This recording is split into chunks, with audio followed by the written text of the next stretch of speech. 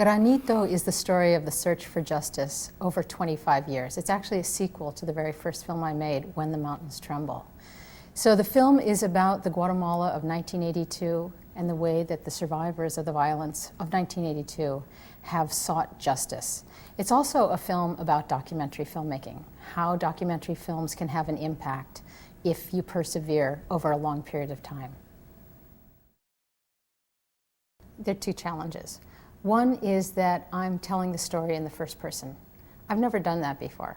I've always been an observer and I like to think a keen observer, but I really am interested in other people. This is a story where I'm not only a character, but I'm also narrating it in the first person. And to get the balance right between it not being all about me and yet having a presence in the film is going to be incredibly challenging on a writing level. The other challenge, I think, is how to make this film be hopeful at the end of the day. Because there are many things that are stumbling blocks to finding justice in Guatemala. And you have to be very true to the story. It's a true story. And yet you can't make it all doom and gloom. At the end of the film, people have to feel that they must go forward, even if there's not a happy ending.